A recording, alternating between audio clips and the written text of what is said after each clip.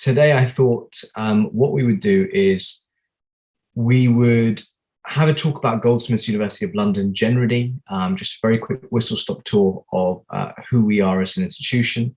And then what I thought we could do is have a quick overview of the design programs at Goldsmiths, the art programs at Goldsmiths, as well as some of the other creative areas which you might be interested in as well. And then what we're going to focus this presentation on is some portfolio guidelines, the do's and don'ts of a portfolio and things to remember, common mistakes, and the specific approach that you need to take when thinking about applying to Goldsmiths specifically. Okay, so just a very quick overview of Goldsmiths University of London. You can see on the right-hand side two very famous images. One on the top right, we call it Squiggle at Goldsmiths, and then you can see the College Green and one of our main buildings, which is the Richard Hogarth building.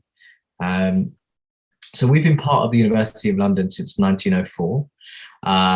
We have been around as an institution, as a place for higher education since 1891. We became part of the University of London in 1904.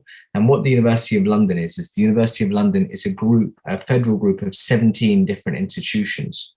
So they range from specialist colleges like the Royal Veterinary College to more kind of to Russell Group institutions like King's College London.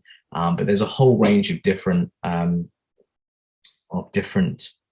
types of institutions in the University of London. And what the University of London does is it gives you, apart from graduating with your Goldsmiths degree, you also graduate with the University of London degree. And the University of London degree is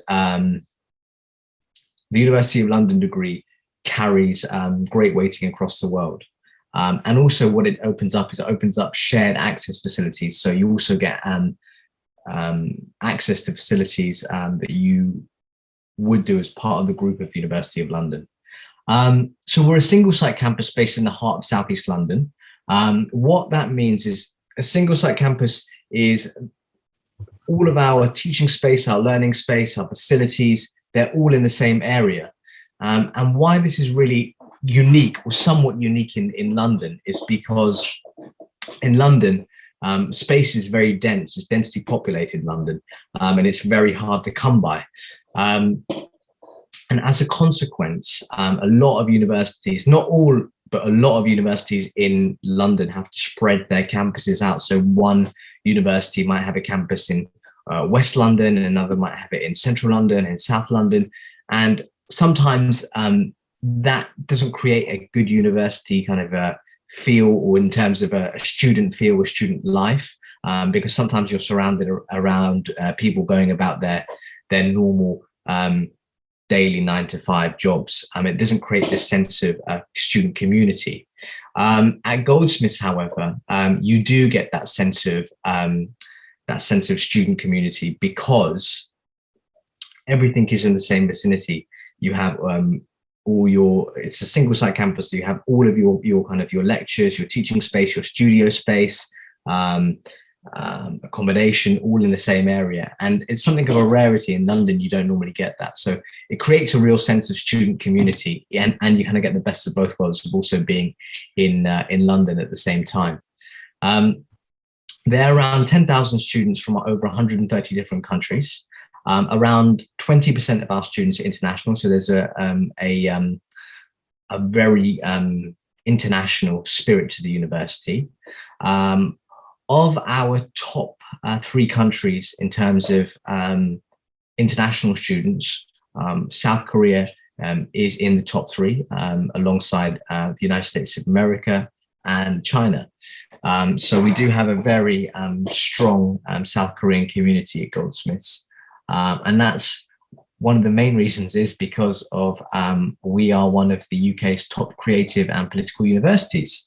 So I'll go through some of the rankings later on, but for art and design, we are normally every year in the QS world rankings by subject. We're normally in the world's top 15. I think this year we were 14th Previous years, we've been 7th, 12th, 13th. So normally in the world, every year, it's normally the top 15 for art and design in the QS World Rankings by subject. So yeah, it's a really prestigious place to come and study art and design. And in a short while, we will find out why.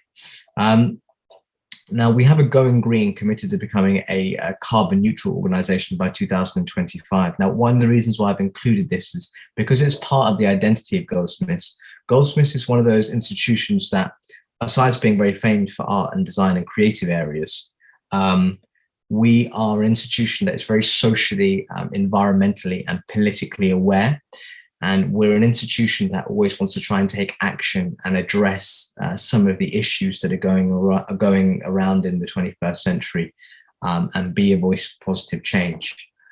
So that is the type of institution that Goldsmiths are. And of course, climate change and the environmental crisis that we're all experiencing as a planet is really, really important. And as a consequence, we've got this Going Green deal.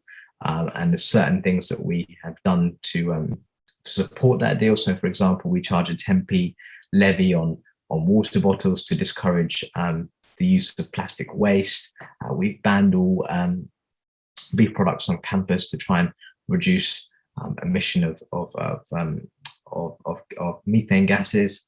So yeah, that's just the type of institution we are.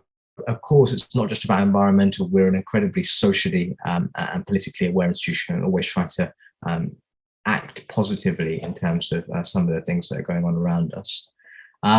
We also focus on, apart from creative arts, on entrepreneurial business, computing, psychology, social sciences, and humanities. And why this is specifically important as an art and design student is because, yes, Goldsmiths is very famed for art and design, and it's also very prestigious for the creative areas. But it's important to note that although we're famous and we are very well ranked for these areas, we're also a wider institution, and we're an interdisciplinary institution, which means that we don't just teach art and design. We teach psychology, we teach humanities, computing, entrepreneurial business.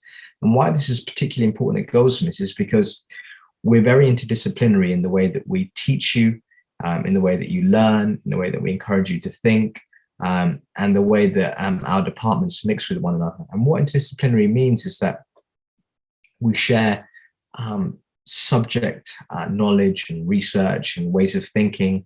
So you, as an art and design student, or an art student or a design student, you may be doing a design program, but you'll have the expertise and the research expertise from other departments and that will inform the way that you think in a much wider perspective. So, for example, you could be studying design, but we'll also have access to kind of the knowledge research base of psychology or some of the humanities, and we bring that into our way of thinking when we're thinking about art or design to widen the breadth and to broaden our horizons, and not just to think about art and design as this singular concept. So yeah, the fact that although we are very well ranked for creative studies, the fact that we also teach other areas as well is great for an art and design student, because it gives you different ways of approaching your work as well, which is really positive. And of course, we have some really famous and influential alumni.